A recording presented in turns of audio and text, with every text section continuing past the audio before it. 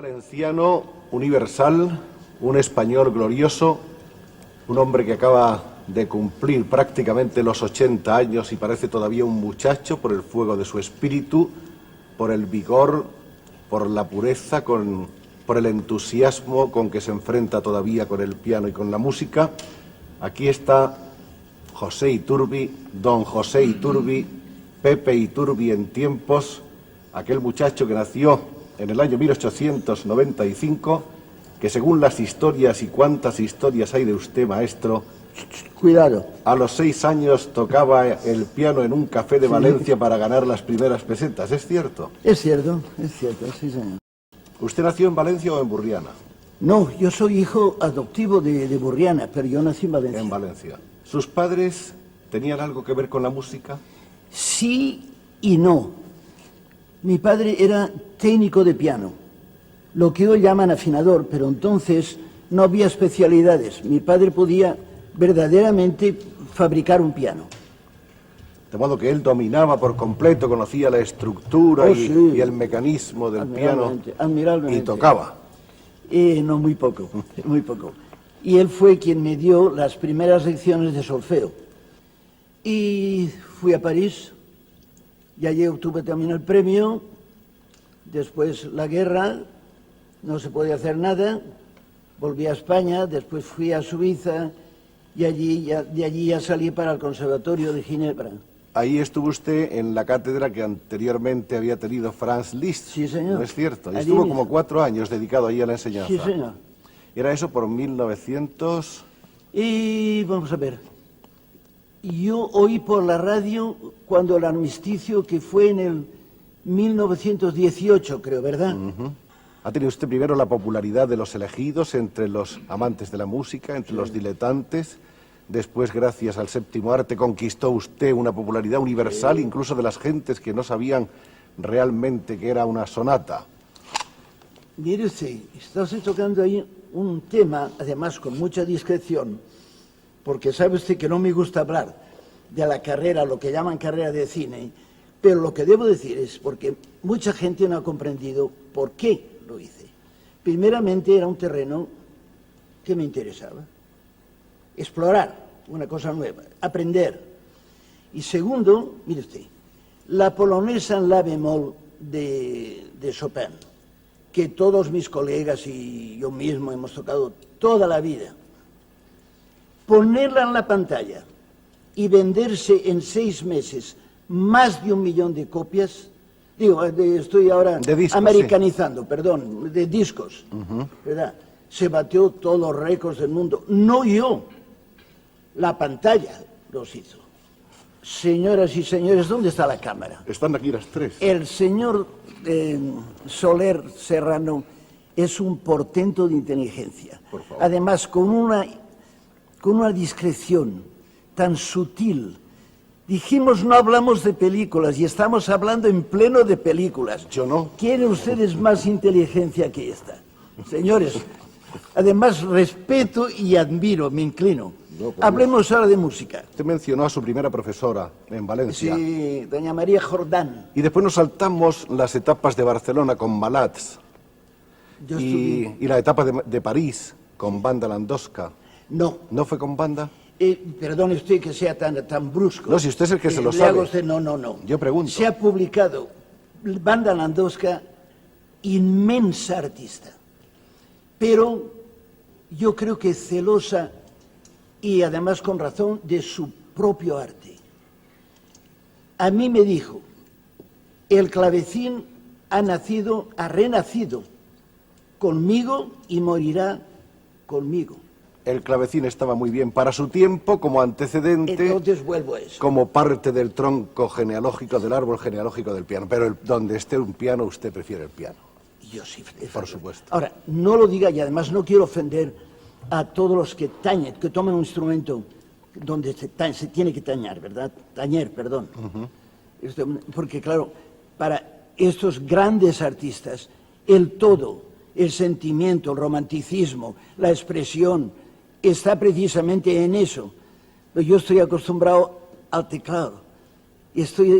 Quizás le llaman instrumento de percusión, que en realidad lo es, porque es un macillo que hierve una cuerda, ¿verdad?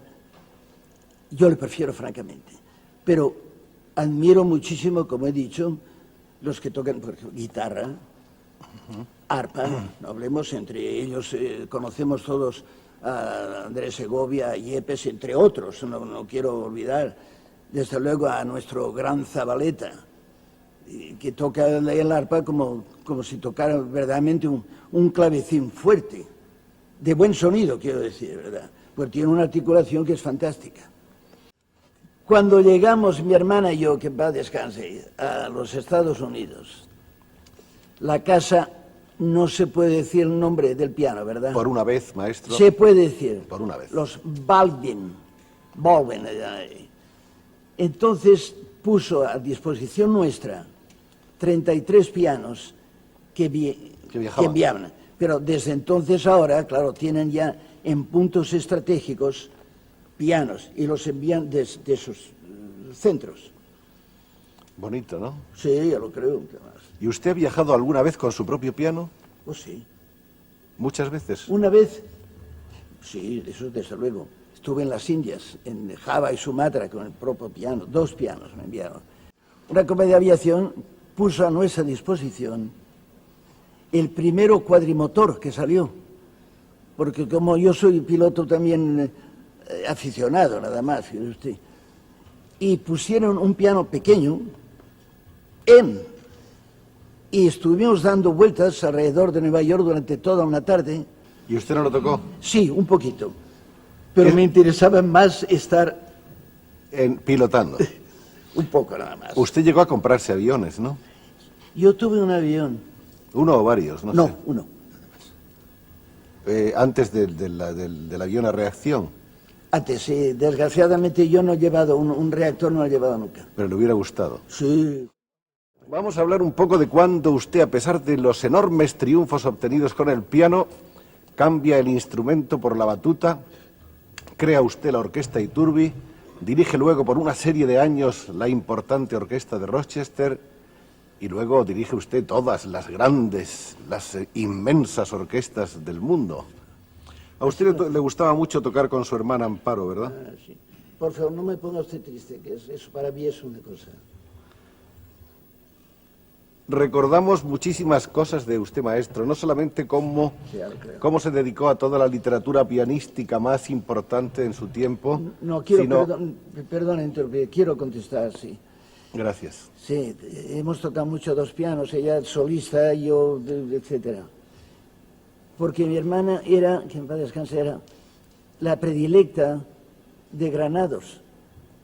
La recibían en la casa como de la familia.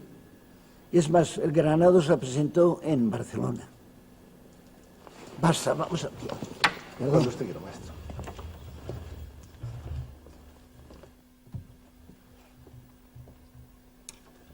No sé,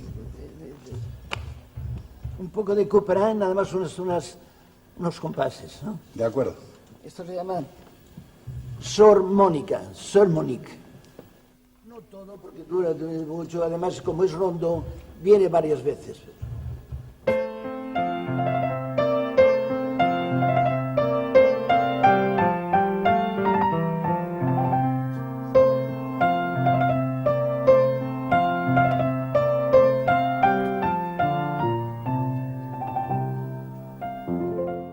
Me han acogido prácticamente como una de la familia. Eso quería decir. Me han dicho, me han propuesto muchas veces, ¿verdad?, el hacerme americano. Primeramente, yo no creo que lo que pasa por aquí se puede cambiar con un papelito. Segundo, hay una cláusula muy importante.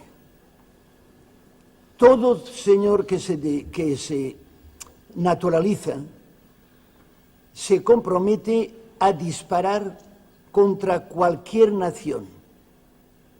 Yo pregunté, y si se es no con intención de hacer americano, pero con intención de saberlo.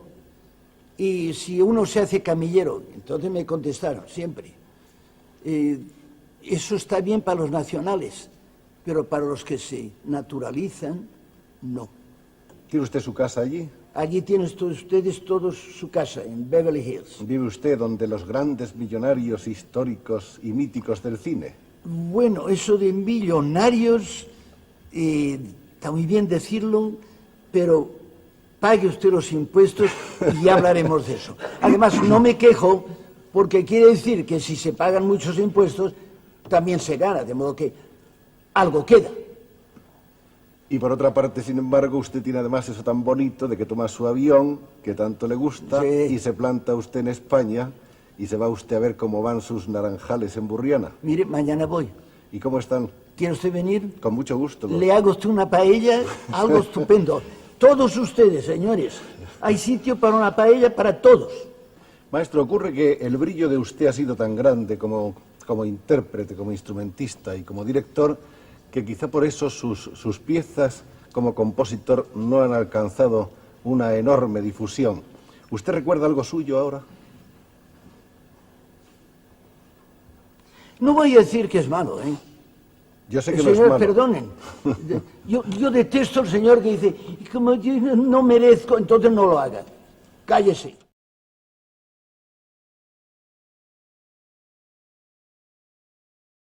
Este personaje que vamos a tener ahora el honor y el placer de entrevistar es un personaje muy conocido en todo el mundo.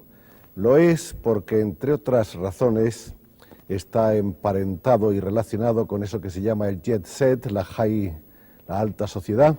Por otra parte, es un hombre muy emprendedor y es uno de los pioneros del turismo español en la Costa del Sol.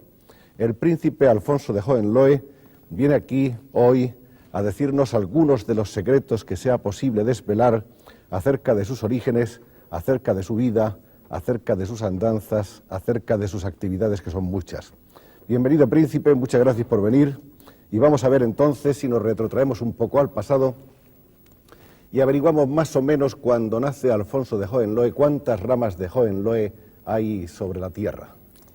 Pues primeramente estoy encantado de poder venir aquí a este programa y esto ha sido un poco difícil para mí hoy, pero estoy aquí. Y la primera pregunta, pues tenemos las ramas bastante diversificadas, pero son principalmente del centro de Alemania y partes de ellos fueron a Austria, Bohemia, Alemania Central, y la rama nuestra pues tuvo vínculos con España por mi madre, que era española, y yo tuve la suerte de nacer en Madrid, en la calle San Bernardo, y además tener como padrino a Alfonso XIII, y de las pocas personas que mi padrino pues tuvo como bautizo lugar el Palacio Real de Madrid. Cuando compraste la finca donde había de nacer y asentarse el Marbella Club, ¿fue por una idea tuya, por una inspiración personal? Pues fue una combinación. Primeramente, se lo vemos casi todo al Marqués de Ibarrey, Ricardo Soriano, que fue el primero que llegó ahí a la Costa del Sol, y mi padre me mandó y dijo, vete a ver, buscar algo por ahí, y vimos una finca pequeña, muy bonita, y lo compramos. En esa época, pues si se dice hoy las cifras, costó 180.000 pesetas. Por 180.000 pesetas. La totalidad del Marbella Club, la finca. Bueno, la finca más donde está el Marbella Club hoy. Y claro, pues empezamos en un plan residencial, y luego cuando volví de México, pues vi que el clima y las circunstancias europeas y ya la aviación había acercado la Costa del Sol hacia el mundo turístico, y entonces pues hicimos, pues prácticamente fue el segundo hotel en la costa, y ya pues desde esa época pues nunca hemos parado de construir y hacer. ¿Y por qué se te ocurrió la idea del Marbella Club y no la idea de hacer, por ejemplo, eso, un rascacielos? Pues porque yo creo que nosotros nos dimos cuenta de que hay que conservar el tipismo y la naturaleza y el paisaje. Y la prueba es que los hoteles que se han hecho con buena calidad y con buen gusto son los que van a mantener la clase y no tienen crisis. Tu idea sobre todo era atraer un turismo de lujo.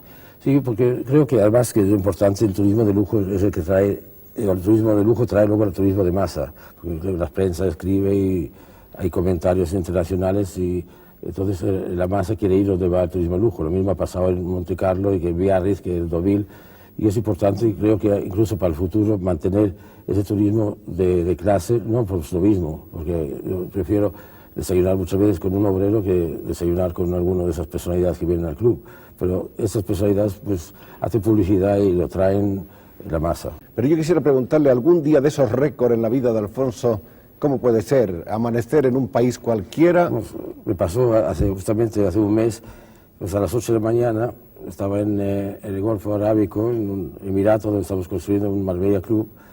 Estaba a pie de obra, a las 8:30 cogí un avión para irme a Abu Dhabi y ahí veía una persona del grupo Hilton que va a trabajar para nosotros el año que viene cuando se inaugure el Marbella Club ahí.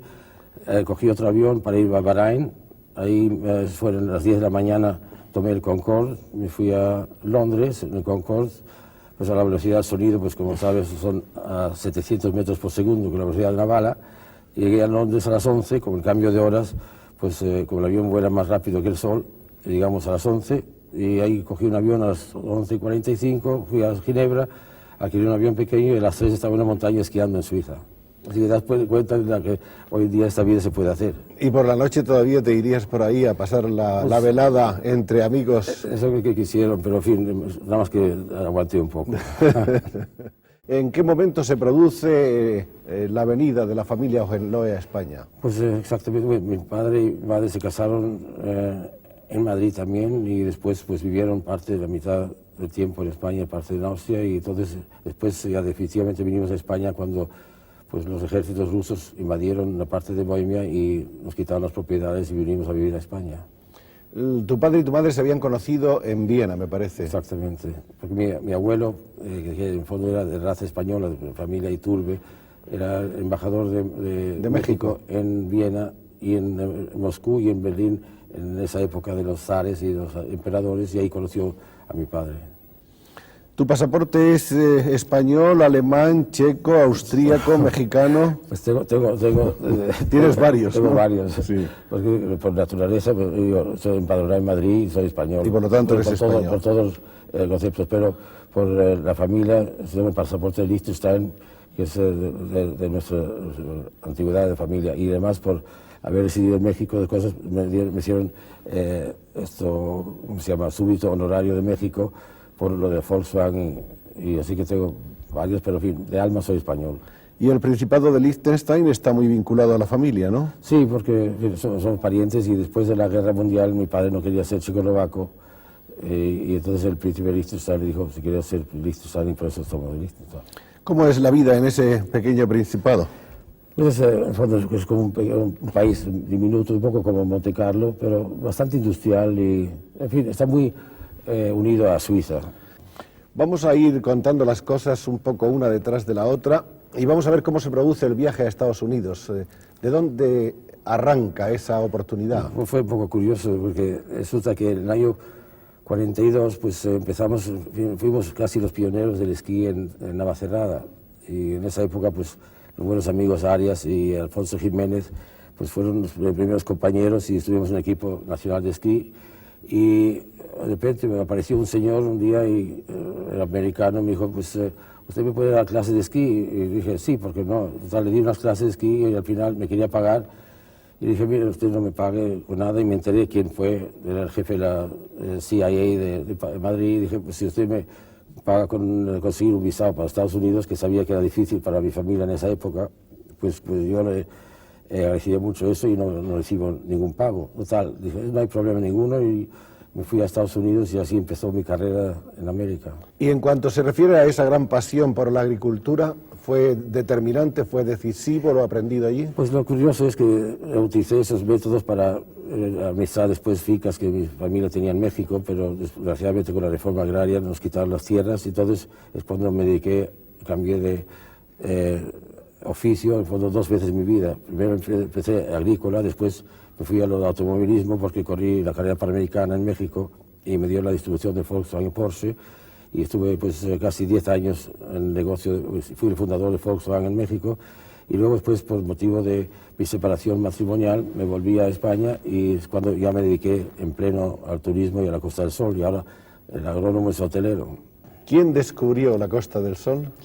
Yo creo que fue desde luego Ricardo Soriano, el Marqués de Iberrey, porque él se metió el alma y otra gente descubrió antes, pero la palabra Costa del Sol pues es reciente, es joven. Y entonces todo lo de las viejas historias de Alfonso Playboy terminaron. Bueno, pues eso ha sido un tiempo muy corto, en el fondo. Duró muy poco, ¿no? ¿Y qué gente viene al Marbella Club? ¿Viene la gente más importante y más conocida del mundo? Pues tenemos una lista de verdad increíble de gente que ha venido, pero hemos tratado siempre pues, de mantener una sencillez, igual que la construcción y todo nuestro lujo es la jardinería y el espacio y buen servicio, pero además las habitaciones y todo es muy sencillo. Mucha gente se queda un poco asustado cuando llegan al principio y ven esas habitaciones y la sencillez que hay, pero creo que eso es lo que gusta, es como un cortijo, una casa de campo española. Incluso yo digo, me he puesto corbata hoy porque he venido aquí, pero yo nunca llevo corbata, digo, desde abril hasta octubre casi voy descalzo. ¿Te sientes feliz de que la gente del mundo, además de conocerte por ti mismo, te conozca también como el hombre de la Costa del Sol? Bueno, yo creo que mucha gente, incluso digo que mucha gente ni me conoce. Y muchas veces paso por delante de las sillas ahí en la piscina y me miran y dicen, qué frío es Alfonso, y no saludo. Pues tampoco puedes saludar a todo el mundo todos los días, ¿no? Pero creen que tengo que saludarles, pero en el fondo paso, veo que él está y me doy cuenta, pero mucha gente pues no me conoce y creen que soy frío. Y tú has hablado en 2 o 3 oportunidades a lo largo de la conversación de los Playboys. ¿Tú crees que la raza de los Playboys está en extinción?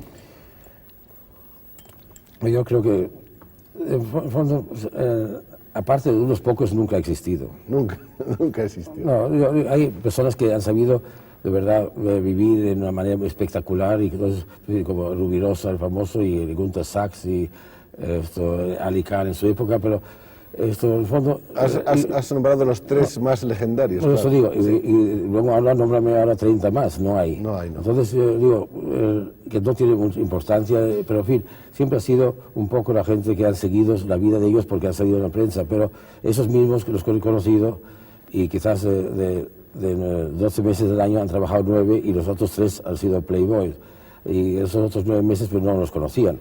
Así que, pero sin embargo, creo que ha sido siempre un aliciente para que la gente trate de copiar un poco de vida y ir a los sitios donde iba esa gente. Por eso es importante también ser amigos de ellos, y por eso cada año pues tengo que viajar para volver a hacer contactos para que vengan y encuentren nuevos atractivos. Por ejemplo, para tener una idea, puesto que tú eres un poco personaje, no un poco, un mucho personaje de las llamadas revistas del corazón, y lo eres tú por ti mismo y por todo lo que te rodea y por todo lo que haces, ¿por qué no les decimos un poco a nuestros amables espectadores que puedan estar interesados en el tema, qué gentes en un momento dado han llegado a encontrarse, a juntarse, a mezclarse en tu club? Bueno, por ejemplo, Rubinstein, que ha ido muchas veces. Sí, pues digo, justamente... Y al mismo tiempo... Una noche estaba Rubinstein y venía Chombe, el rey de Burundi, y estaba el actor de cine Rock Hudson, y todos estábamos sentados en una mesa y no pegaba uno con el otro, pero al final... todos estaban contentos, estaban en un buen servicio, un ambiente amable y afable, y al final vinieron a tomar una copa en casa, y se ve que en el fondo todo el mundo tiene el mismo espíritu. Cuando están en un sitio de vacaciones y todas las cosas, es interesante observar que todo el mundo se contracta, y eso ha sido quizás el éxito de Marbella, que la gente llega decontractada y no se sienten forzada en sus posiciones, y ya se olvidan que si uno es el rey, si el otro es el presidente, si el otro es el gran actor de cine, se vuelven sencillos, y además no hacemos caso especial, le damos atenciones, claro, pero todo el mundo ahí más o menos se siente igual.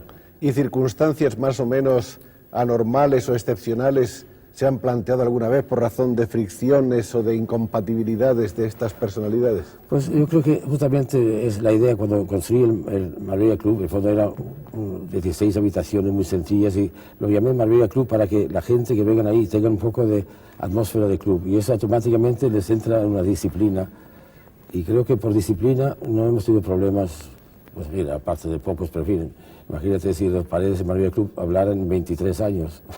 Han pasado cosas interesantísimas y divertidas, pero en fin, generalmente hemos tenido un historial agradable. Ha sido tal la euforia turística y el desarrollo que todo el mundo está pensando cómo hacer una habitación para que pueda vivir alguien, porque es que la gente dormía en las playas, en los olivares, entonces pues todo el mundo se dedicó a construir habitaciones, apartamentos, hoteles, y todo el mundo se ha olvidado de hacer pues parques de atracciones, salas de fiesta, y claro, también como un hotel, por ejemplo, como el mío, o como otros más, nosotros no nos podemos pagar el lujo de traer a un Sammy Davis Jr. o a Liza Minnelli y tal. Entonces, por eso digo que es muy importante lo del juego, porque no es tanto lo del juego, sino las atracciones que pueden producir.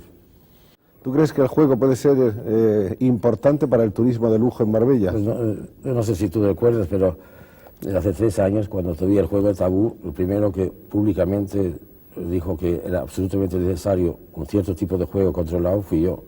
Además, yo siempre con una cosa que sea para el bien del país no me callo.